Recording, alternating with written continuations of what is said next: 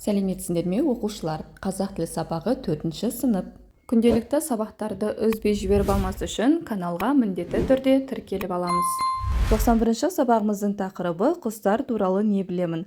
Есімдік тақырыбын өтеміз. Сонымен қатар бүгінгі сабақта есімдік қай сөз таптарының орнына жұмсалатынын және есімдіктерді мәтіннен табуды үйренеміз. 32-ші жаттығуда өлең берілген, өлеңді мәнерлеп оқы.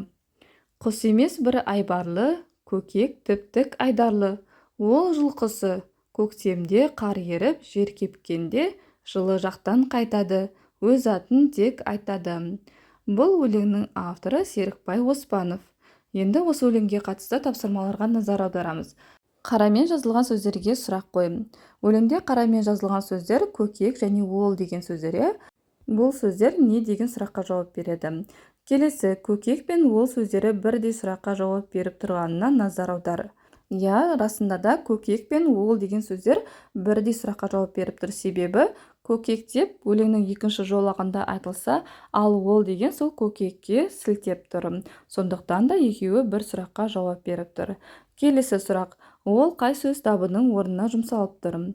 Ол деген сөз зат есім сөз табының орнына жұмсалып тұр. Яғни көкек деген сөзге сілтеп екінші рет қайталамау үшін ол деген сөз қолданылып тұр. Енді осыған қатысты мына ережені есімізде сақтап аламыз. Зат есім, сын есім, сан есімдерінің орнына жұмсалатын сөздерді есімдік дейміз.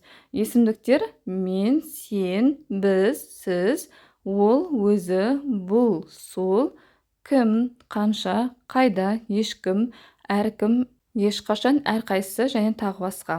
Осы ережені және ережедегі есімдіктерді қандай есімдіктер бар екенін жаттап есімізде сақтап аламыз. Келесі 33-ші жаттығуда жаңылпаш берілген, жаңылпашты оқып жатқа жаз. Яғни дәптерімізге жатқа жазамыз.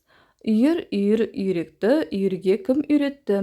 Үйір, үйір, үйректі, үйірге өзім үйреттім. Енді осы жаңылпаштың ішіне есімдіктерді тауып оған сұрақ қой. Оның қай сөзбен байланысып тұрғанын айт дейді.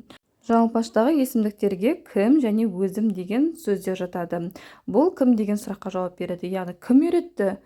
Адамның өзі туралы айтылып тұр. Кім деген бұл сұрақ ретінде емес, яғни есімдік ретінде айтылып тұр. Келесі өзім үйреттім. Кім үйретті? Өзім үйреттім. Яғни бұл есімдік сөз табынан болып тұр. Енді осы есімдіктердің қай сөзбен байланысып тұрғанын айт. Кім үйретті? Яғни үйретті сөзімен байланысып тұр. Одан кейін есімдік өзім үйреттім, үйреттім деген сөзбен байланысып тұр. Келесі 34-ші жаттығуда берілген есімдіктермен сөйлемдер құрап айт. Бізде берілген есімдіктерге әркім, ешкім, ешқашан, ешқандай деген сөздер берілген. Бұл есімдіктердің жазылуын есте сақтап, оған мынадай сөйлемдер құрауға болады. Бұл тақырып жөнінде әркім өз пікірін білдіре алады. Келесі, ешкім деген сөзге хабарды әлі ешкім естімеді. Балам, ешқашан өтірік айтпа. Бұл жерде ешқашан деген есімдік қолданылып тұр. Одан кейін ешқандай деген есімдікке сенің ешқандай қарсылығың жоқ деп ойлаймын.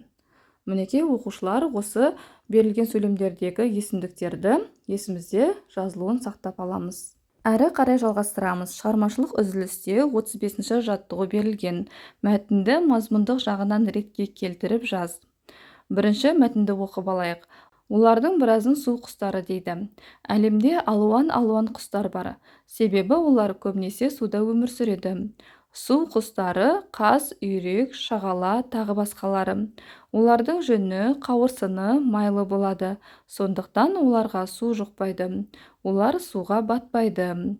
Енді оқушылар мәтіннің мазмұндық жағынан дұрыс жазылмаған, себебі бірінші, олардың біразын су құстары дейді деген екінші келесі сөйлемдерде тұрады.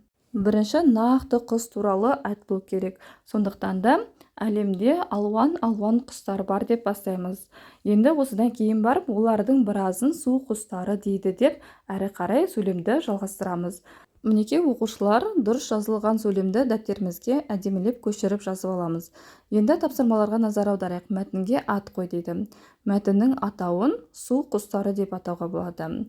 Келесі, су құстарының суға батпау себебін түсіндір. Су құстарының суға батпау себебі олардың жүні, қауырсыны майлы болады. Сол себептен де олар суға батпайды. Келесі 36-шы жаттығу. Түсіп қалған есімдіктерді орнына қойып, өлеңді көшіріп жаз. Келеді ұшып тырналар, үшкілденіп тізіліп, қайтқан сайын жылдаулар, қараймыз біз қызығып. Авторы Мұзафар Әлімбай. Өлеңде түсіп қалған есімдіктерге олар және біз деген есімдіктер қойылды. Енді осы есімдіктердің жекеше түрін анықта дейді. Олар деген сөздің жекеше түрі ол деген, ол есімдігі. Одан кейін біз деген есімдіктің жекеше түрі мен деген есімдігі. Келесі 37-ші жаттығуда ребус берілген, ребусты шеш. Бірінші көз деген сөзді бірінші әрпін алып тастаймыз, ол кезде өз деген сөз шығады. Одан кейін елік деген сөздің соңғы бір әрпін алып тастағанда елі деген сөз қалады және оған ың әрпін қосамыз. Сызықша қойып алты және н деген әріптерді жазамыз. Содан кейін бесік деген сөздің соңғы бір әрпін алып тастағанда бесі деген сөз шығады. Келесі сүргі сөзінен бастапқы үш әрпін алып тастағанда г сөзі қалады. Оған ың әрпін жалғаймыз. Сол кезде бізде өз елің алтын бесігің деген мақал шығады. Ребустың шешуіндегі мақалдың мәнін топта талқыла. Есімдікті тап. Өз елің алтын бесігің деген мақалдағы есімдік өз деген есімдігі. Енді мақалдың мағынасын айтатын болсақ, әрбір адамға өзінің туып өскен жері бәрінен де ыстық болады.